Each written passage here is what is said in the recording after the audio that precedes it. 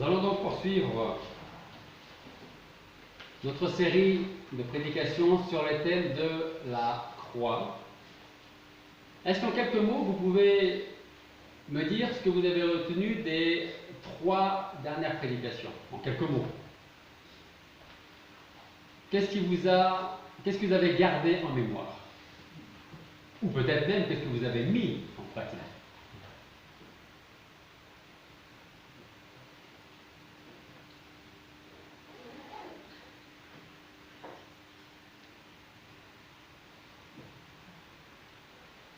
Sans la croix, il n'y a pas de pardon des péchés. Sans la croix, Il n'y a pas de pardon des péchés. pas de pardon des péchés. D'accord? La réconciliation. La réconciliation se fait avec la croix. Une dernière personne peut-être? La paix. La paix. C'est ce qu'on a vu la semaine dernière. La paix. Alors avant de commencer ce matin cette prédication, j'ai une question à vous poser, mais faites attention à votre réponse. Qui peut dire, moi, je suis prêt à suivre le Seigneur n'importe où?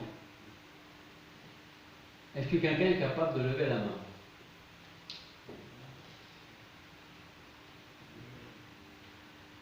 Alors le fait de ne pas lever la main est certainement non pas un signe forcément de peur, mais c'est peut-être un signe de sagesse. Ma question est simple, hein? Et vous allez voir que c'est pas ma question, c'est la question du Seigneur. Qui est prêt à me suivre là où il doit aller jusqu'au bout, quelles que soient les choses qui vont arriver? Pierre a dit, je suis prêt à te suivre. Et Pierre, vous avez compris. C'est vrai. Donc, nous ne sommes que faiblesse. Voilà. Donc, on va dire que c'est la raison, c'est la sagesse qui nous empêche peut-être de dire, moi je suis prêt à suivre le Seigneur, quelles que soient les conséquences ou autres. On va regarder un passage en Marc, chapitre 8, versets 34 à 38. Marc, chapitre 8,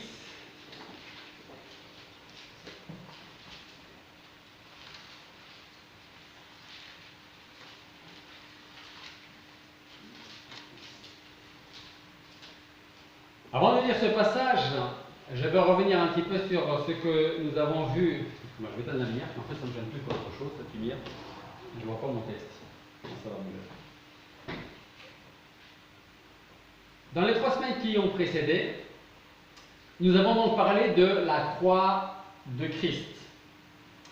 Nous avons vu que le Seigneur avait décidé de porter sa croix afin d'y mourir dessus, dans le but ultime de pouvoir nous sauver, sauver son peuple, nous sauver de nos péchés. Alors, je fais juste un petit rappel pour dire, mais parce que souvent d'ailleurs, si vous dites aux gens qu'ils ont besoin d'être sauvés, ou ils sont polis et puis ils vont vous dire, d'accord, je vais y penser, ou ils risquent de se poser la question, mais sauver de quoi? Il n'y a aucun danger qui me guette, j'ai à peu près tout ce que je veux, donc sauver, je veux bien, mais de quoi? La Bible nous dit que s'il n'y avait pas la loi, comme je l'ai dit, je crois que c'est la semaine dernière, s'il n'y avait pas la loi de Dieu, les 10 commandements, il n'y aurait pas de péché. Donc, pas de loi, pas de péché, et pas de péché, pas de croix. Mais la loi de Dieu est là, qui nous dit ce que nous devons faire ou ne pas faire. Mais, comme l'a très justement souligné Jean, nous sommes que, tu as dit, nous sommes que faiblesse. Faiblesse, hein? Donc, je ne vous poserai pas la question de savoir qui met en pratique tous les jours de sa vie, à chaque instant, les 10 commandements, parce que là, je crois que les mains non plus ne vont pas se lever, pas une seule seconde. Donc, nous avons besoin d'être pardonnés de nos péchés, et c'est pour ça que le Seigneur a pris sa croix il l'a porté et on l'a cloué dessus. On revient maintenant à Marc chapitre 8, versets 34 à 38. Et appelant le peuple avec ses disciples, il leur dit: quiconque veut venir après moi, qu'il renonce à soi-même, qu'il se charge de sa croix et qu'il me suive. Car quiconque voudra sauver sa vie la perdra. Mais quiconque perdra sa vie à cause de moi et de l'évangile la sauvera. Car que servirait-il à un homme de gagner tout le monde s'il perdait son âme? Ou que donnerait l'homme en échange de son âme? Car quiconque aura honte de moi et de mes paroles parmi cette race adultère et pécheresse, le Fils de l'homme aura aussi honte de lui lorsqu'il viendra dans la gloire de son Père avec les saints anges. Prions. Père Céleste, nous voulons te demander une fois de plus de nous préparer pour recevoir ta parole, ton enseignement, que tu parles encore aujourd'hui, ce matin, dans notre cœur. Et que ce que tu vas nous dire, ce que tu vas nous apprendre, nous puissions le mettre en pratique dès à présent, dans notre vie. Tout d'abord pour te glorifier, et ensuite pour mener la vie que tu veux que nous menions, et pour être un témoignage auprès de tous ceux qui nous entourent. Bénis donc ta parole, conduis-moi à travers la prédication ce matin. Et c'est en ton nom que nous te prions. Amen.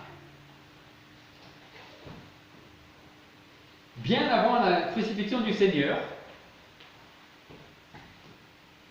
Jésus savait très bien ce qui devait lui arriver.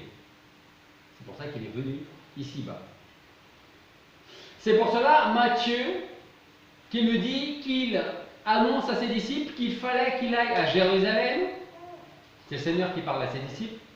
Qu'il y souffrit beaucoup de la part des sénateurs, des principaux sacrificateurs, des scribes, et qu'il devait être mis à mort.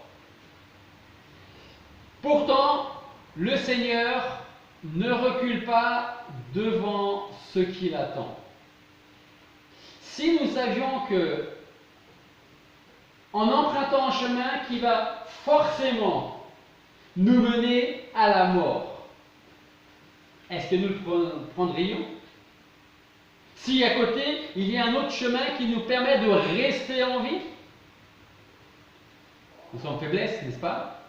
Et très probablement, nous prendrions le chemin sur lequel nous allons rester vivants. Le Seigneur, lui, ne s'est pas posé la question. Alors, quel encouragement, quelle exhortation, quel commandement pouvons-nous tirer de la leçon que le Seigneur nous laisse par son exemple?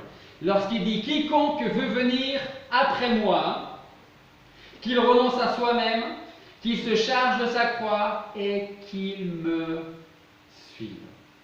Alors, je vais vous faire participer, ce n'était pas prévu, mais je vais vous faire participer d'une certaine manière. Qu'il renonce à soi-même. Pour vous, ça veut dire quoi? Si ça veut dire quelque chose. Tu veux me suivre? Pas de souci.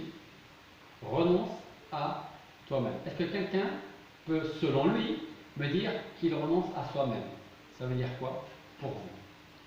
Ça veut dire qu'à chaque action que l'on peut faire, réfléchir et penser ce que ferait Jésus à notre place. D'accord. Non. Se mettre dans la condition de... Renoncer à soi-même, c'est l'idée de je vais avoir telle situation, qu'est-ce que le Seigneur ferait à ma place pour que je fasse comme lui. C'est ça? Oui. D'accord. Quelqu'un d'autre? C'est bien qu'on a ici et suivre Dieu comme on a comme exemple, qu'il faut le mettre en première place dans nos vies. D'accord. Donc, je vais pousser le bouchon un peu plus loin. Ça veut dire abandonner nos biens pour le suivre. Ça veut dire quoi, abandonner ses biens? Et tout ce qu'on a ici. On ne va D'accord. pas chercher à avoir beaucoup d'argent, beaucoup de ce qu'on est tenté de ce qu'on a. D'accord. Se contenter de ce qu'on a, ça c'est bien ça. Dieu nous donne, voilà. D'accord. Il nous donne ce qu'il faut pour manger, pour vivre. Ok. Donc en fait, c'est ne pas rechercher plus que ce que le Seigneur sait ce dont nous avons besoin. C'est ça? Ouais. D'accord. Quelqu'un d'autre? Se soumettre à sa volonté. C'est se soumettre à sa volonté. D'accord? Quelqu'un d'autre? Renoncer à soi-même.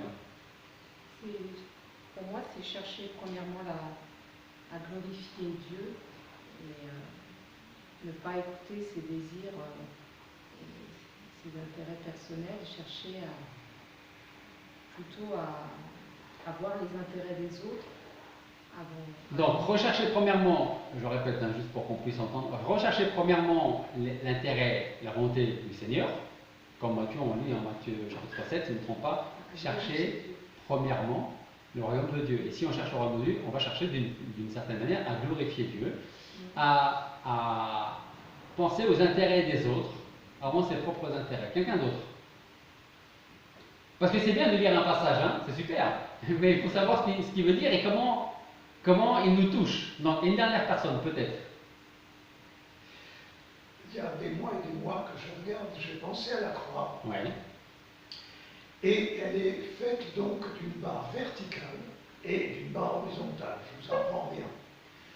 Et j'ai dit, et mes pensées de tous les jours, de tous les instants, même mes rêves la nuit, sont-ils dans la direction horizontale ou verticale? Souvent, je pense à tel problème, et je dis, mais tu penses de façon horizontale, tu ne penses pas en élevant tes pensées à la verticale pour aller dans la pensée de Dieu. Et ceci, c'est valable pour les petites irritations de tous les jours. C'est valable pour des projets que je veux faire. Et je les fais de façon horizontale. Je me demande si nos hommes politiques, par exemple, sont dans la totale horizontalité et ont oublié la branche. Alors ils disent, nous sommes dans un pays judéo-chrétien. Oui, mais mes pensées sont-elles judéo-chrétiennes? Ou je dirais plutôt judéo-chrétienne. Et je pense vraiment au ras des pâquerettes, je vais prendre ça, à ras de terre, trop souvent. Et la croix m'invite à autre chose. Donc c'est une réorientation que je demande au Seigneur je suis un peu long, pardon, j'arrête, une réorientation de ma façon de penser. De ta vie en général, qui englobe ta façon de penser, d'agir, de parler. C'est ça que je veux lui demander, de me faire penser d'abord de façon christique. D'accord. Merci Jean. Alors je vous ai posé cette question parce que souvent, j'espère pas trop souvent quand même, mais quand on lit un passage, ne serait-ce qu'un verset, on veut bien prendre pour notre vie une seule partie du verset et l'autre partie c'est pour mon conjoint, ma conjointe, mes enfants, quelqu'un d'autre mais pas pour moi. Parce que quiconque veut venir après moi, moi je veux te suivre, il faut que tu renonces à toi-même et moi je vais suivre le Seigneur. Voyez? Souvent dans un verset, dans une seule phrase, on peut garder une seule partie, celle qui nous intéresse, il faut dire les choses comme elles sont, et les autres, on les met de côté, on dit oui, bien sûr, c'est la parole de Dieu, mais je ne vais pas renoncer à tout. Okay? Mais la parole de Dieu est la parole de Dieu. Quand elle dit oui, elle dit oui. Quand elle dit non, elle dit non. Et là, le Seigneur dit, celui qui veut venir après moi, donc qui sont ceux qui sont censés suivre le Seigneur? N'est-ce pas tous ces rachetés? N'est-ce pas tous ceux qui sont nés de nouveau, qui sont en principe censés suivre le Seigneur? Si c'est ça, dans ce cas-là, on doit renoncer à soi-même, se charger de sa croix et le suivre. Imaginez pendant un instant un cortège de personnes où chacun suit le Seigneur et chacun porte sa croix. Et devant nous, le Seigneur nous précède et il porte sa croix. Et il nous montre l'exemple et il nous dit, suivez-moi, marchez dans mes pas. Que pensez-vous que le Seigneur va attendre de tous ceux qui le suivent derrière? Que chacun renonce à soi-même, que chacun prenne sa croix et qu'il suive fidèlement les pas de son Seigneur qui le précède. Tout ça, ce sont, bien entendu, j'ai envie de dire, la théorie. Après, il y a la pratique de tous les jours. Bien sûr, le chemin, et c'est peut-être pour ça qu'on ne veut pas toujours renoncer à soi-même, ou c'est pour ça peut-être qu'on ne veut pas toujours prendre sa croix. Le chemin sera très certainement fatigant, peut-être pénible, peut-être même douloureux. Mais c'est inévitable pour celui qui veut suivre le Seigneur. Et j'ouvre et je vais fermer rapidement une parenthèse. Est-ce que nous devons suivre l'exemple du Seigneur? Oubliez tout ce qu'on a dit avant, la croix, ainsi de suite. Est-ce que nous devons, pour les enfants de Dieu, est-ce que nous devons suivre l'exemple du Seigneur? Mais la réponse est oui ou non. Donc c'est quoi? Oui. Oui. Voilà, Benjamin a répondu pour tout le monde. Merci Benjamin. Ok? Enfin, j'espère pour tout le monde. En principe, d'ailleurs, notre désir serait d'être à l'exemple du Seigneur. Donc, si on veut être à l'exemple du Seigneur, alors il faut se souvenir de la vie qu'il a eue ici-bas quand il était pendant 3 ans de son ministère. Je ne parle pas des années avant, mais durant les 3 ans de son ministère. Est-ce qu'il avait un endroit pour poser sa tête pour dormir et se reposer? La Bible nous dit non. Est-ce qu'il était aimé et adulé de tout le monde? La Bible nous dit non. Est-ce qu'il a toujours eu une vie facile? La Bible nous dit non. Est-ce que nous avons su faire comme lui quand lui était dans le jardin de Gethsémane? Je ne crois pas. Votre sueur ne s'est jamais transformée en sang. Et pourtant, notre désir sincère est de vouloir suivre le Seigneur.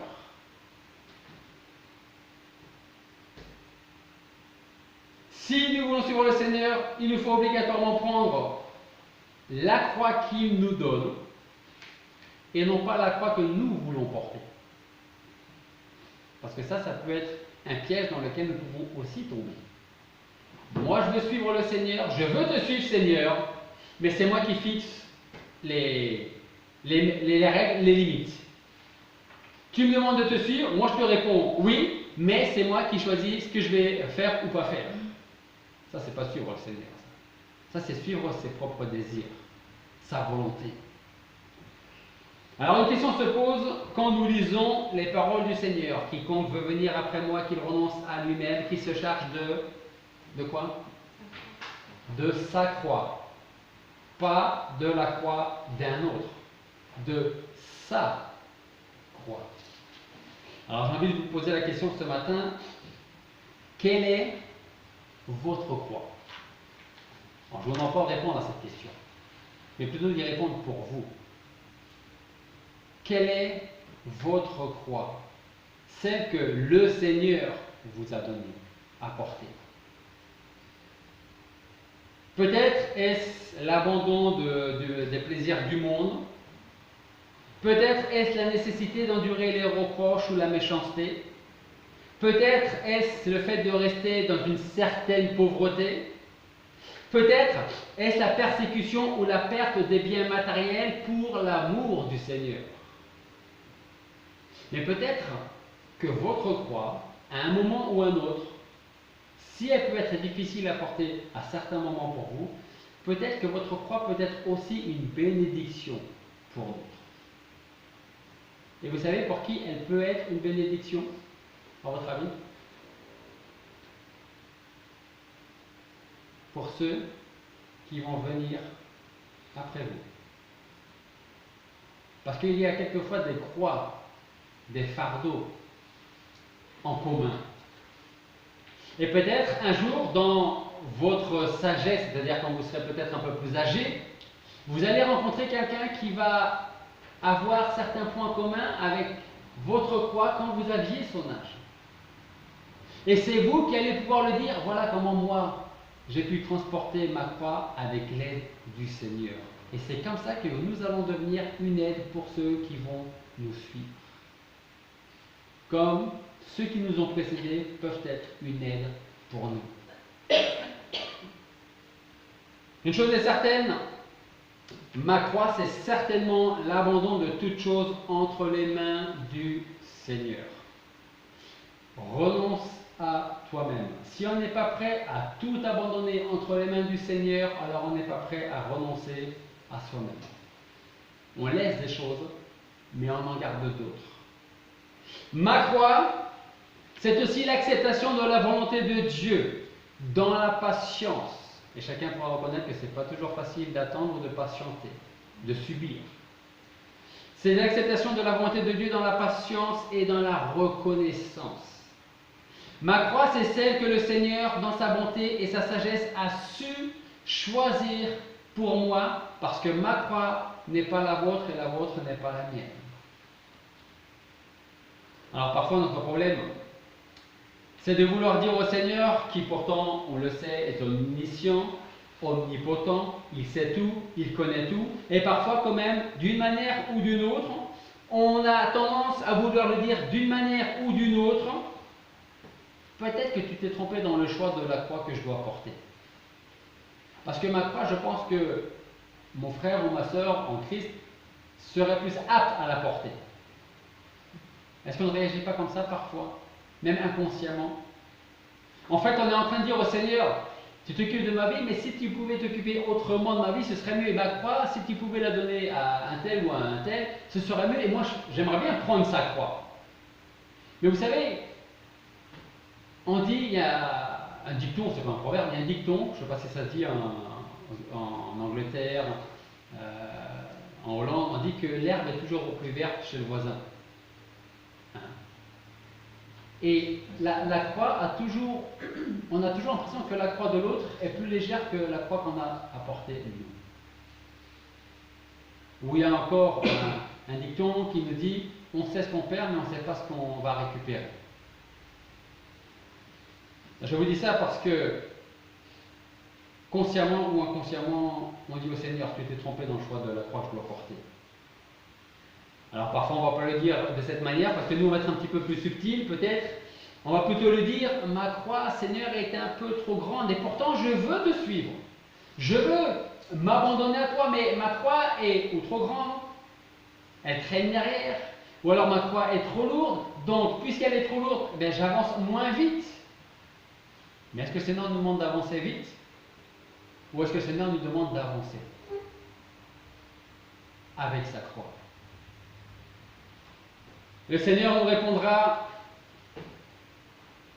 ta croix n'est ni trop grande, ni trop lourde. Et tu sais pourquoi?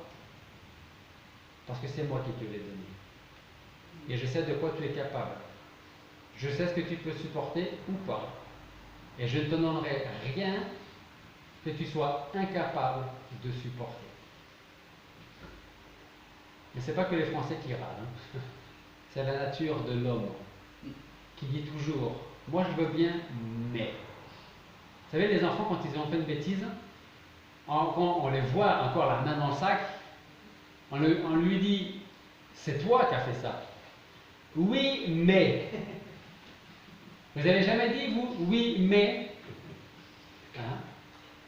Et parfois, pas seulement quand on est jeune, hein? Même quand on est plus âgé. Oui, oui, c'est vrai, mais. Alors que faut-il faire avec notre croix, celle que le Seigneur nous donne? Eh bien, il nous dit, charge-toi de la croix que je te donne et suis-moi. Nombreux sommes-nous à déclarer que nous sommes prêts à suivre le Seigneur, quoi qu'il arrive ou quoi qu'il nous arrive.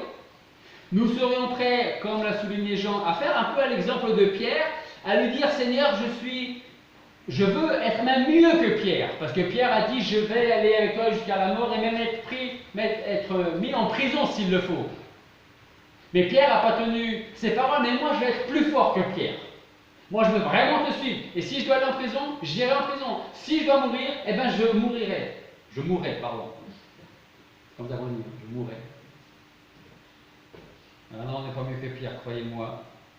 On n'est pas mieux que Pierre. En fait,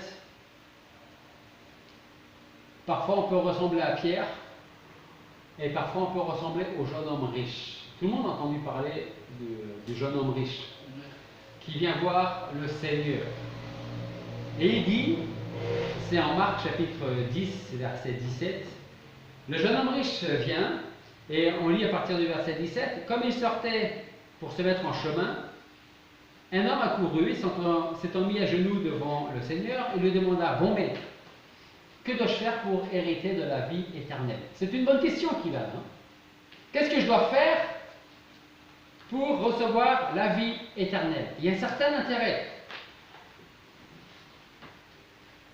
Le Seigneur lui répond, tu connais les commandements. Ne commets pas d'adultère. Ne tue pas, ne dérobe pas, ne dis pas de faux témoignages, ne commets pas de fraude, honore ton père et ta mère. Et qu'est-ce que le jeune homme va répondre? Il va dire, Maître, j'ai observé toutes ces choses depuis ma jeunesse. On ne sait pas quel âge il avait, mais depuis tout petit, il a été enseigné là-dedans, et a priori, si on veut croire qu'il dit la vérité, et je pense qu'il dit la vérité, il dit, toutes ces choses, je les ai mises en pratique. Jésus, levant les yeux sur lui, l'aima et lui dit, c'est très bien, maintenant il te manque une chose. Va, vends tout ce que tu as et donne-le aux pauvres. Et alors tu auras un trésor dans le ciel. Après cela, suis-moi en te chargeant de ta croix. Et vous connaissez la fin de ce passage. Mais affligé de cette parole, le jeune homme s'en alla tout triste. Pourquoi? Parce qu'il avait de grands biens. Vous voyez le parallèle avec les paroles du Seigneur? Vous voulez me suivre? C'est très bien. Renonce à toi-même et suis-moi. C'est exactement ce qu'il a dit au jeune homme. Renonce à toi-même et à tes biens et suis-moi en portant ta croix. D'un côté, le jeune homme faisait la volonté de Dieu en ne volant pas, en ne mentant pas, en ne commettant pas d'adultère, en ne tuant pas, en honorant son père et sa mère. Mais avez-vous remarqué quelque chose de particulier dans la discussion entre le jeune homme et le Seigneur? Donc il dit, pas d'adultère, pas de meurtre, pas de vol, pas de faux témoignage, pas de fraude, honore tes parents. Seigneur, j'ai fait tout ça depuis que je suis tout petit. Tous ces commandements qu'on a lus là, que le Seigneur a mentionnés, concernent l'attitude du jeune homme envers qui? Envers les hommes. Mais dès que son attitude concerne Dieu, il n'y a plus personne. Il est prêt à ne pas voler les gens, il est prêt à ne tuer personne, il est prêt à faire du bien autour de lui, il est prêt à honorer ses parents, mais il n'est pas prêt à suivre le Seigneur. Et est-ce que parfois on ne ressent pas ce jeune homme? Nous sommes prêts à essayer, nous sommes faiblesses, n'est-ce pas? Nous sommes prêts à essayer à partir d'aujourd'hui, à partir de demain, à vivre sans mentir, sans voler, sans tricher, en honorant nos parents. Mais est-ce que nous sommes vraiment prêts à suivre comme il se doit le Seigneur? C'est tellement plus facile de ne pas voler, de ne pas mentir, que de suivre le Seigneur.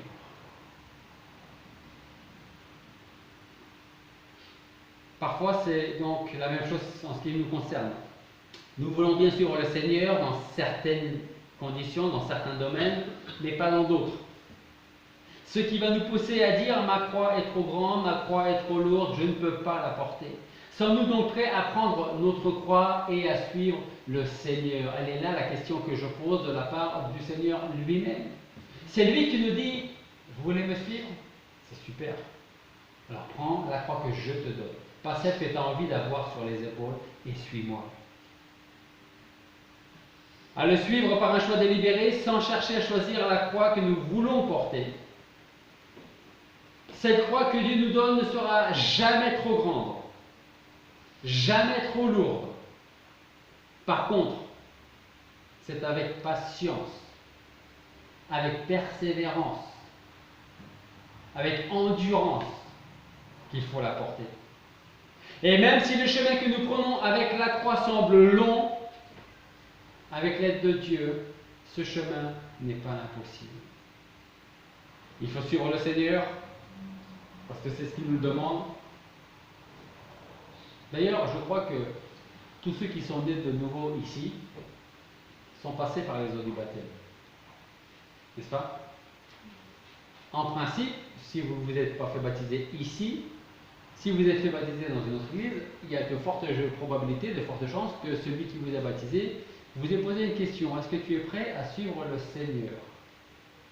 Et si vous avez posé cette question, en principe, je veux croire, hein, vous avez dû répondre par l'affirmative, n'est-ce pas? Ça commence là, le chemin avec le Seigneur. Est-ce que tu es prêt à suivre le Seigneur en commençant par les eaux du baptême et en donnant ta vie jour après jour, et on devrait même presque dire en renonçant à toi-même, pour bien comprendre ce qu'est l'abandon au Seigneur? Pour conclure, souvenez-vous que c'est toujours un honneur et un réconfort de marcher dans l'empreinte de ses pas. Et puis porter sa croix, c'est aussi un signe d'encouragement. C'est une nécessité parce que sinon, je ne peux pas prétendre être un disciple du Seigneur si je ne porte pas ma croix. Nous pouvons devenir un encouragement à notre tour envers ceux qui ont du mal à porter leur croix, car nous les aurons précédés sur le chemin avec le Seigneur. Un autre encouragement, c'est l'amour que le Seigneur a eu pour nous lorsque lui-même portait sa croix. Croix qui était, croyez-moi, beaucoup plus lourde à porter que la nôtre. Et non seulement il l'a portée, mais en plus on l'a crucifié dessus. Dieu nous accordera sa grâce, grâce qui sera suffisante pour alléger le poids de notre croix. Nous portons notre croix, mais les conséquences n'en seront que profitables si on sait s'abandonner au Seigneur. Tout l'honneur reviendra alors au Seigneur si nous portons patiemment notre croix en nous appuyant sur lui. Et je vous rappelle une chose, le Seigneur ne vous dit pas allez-y, marchez à fond et sans vous arrêter. Ce n'est pas le premier arrivé. C'est vas-tu y arriver? Elle est là la question. Il est là le challenge. Et puis vous savez, avec l'aide de Dieu, nous prendrons plaisir à porter la croix que nous aurons à porter. Parce que ce sera pour moi une source de bénédiction. Pour moi, et si elle l'est pour moi, elle le sera pour les autres. La croix porte toujours du fruit. Ma récompense sera la gloire éternelle, parce que sans croix, pas de couronne. Jésus avait décidé de porter sa croix jusqu'au mont Golgotha, là où il devait mourir, cloué dessus. Alors n'ayons pas peur de porter notre croix, parce que cette croix ne nous écrasera jamais. Et vous savez quelle est la croix qui va plutôt nous écraser? La croix que nous décidons, nous, de porter. Et parfois, on va mettre de côté la croix que nous avons sur les épaules, celle que Dieu nous donne. Et on va se dire, sans lui dire directement, cette croix est trop lourde, je la mets de côté et je vais prendre la mienne. Et ma croix, eh bien, ça va être des choses que je vais faire pour le Seigneur. Ça va être peut-être témoigner à quelques personnes autour de moi. C'est une croix, ça aussi. En effet, c'est une croix. Mais ce n'est pas celle que Dieu vous a donnée. Ce n'est pas celle qu'il m'a donnée. Et c'est plutôt cette croix qui, à un moment ou un autre, va nous écraser. Et pas celle que le Seigneur nous donne. Alors n'ayons pas peur de la porter, avec les yeux tournés vers le Seigneur. Et si nous avons les yeux tournés vers le Seigneur, comme je vous invite tous les dimanches après le culte de regarder vers le Seigneur, alors notre croix ne sera jamais impossible à porter. Prions.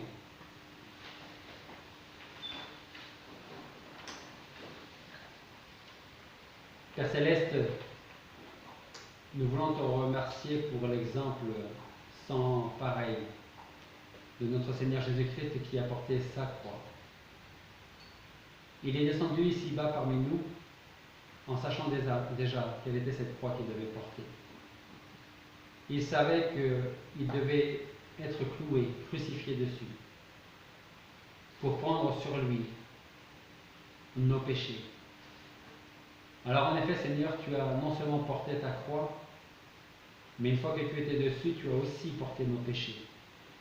Tu as porté nos fardeaux et tu as porté la condamnation qui nous était réservée. Alors en effet, Seigneur, nous ne pouvons pas, d'aucune manière, juger notre vie par rapport à la tienne. Et ce que tu as vécu, ce que tu as souffert, n'est nullement comparable à ce que nous vivons ici-bas.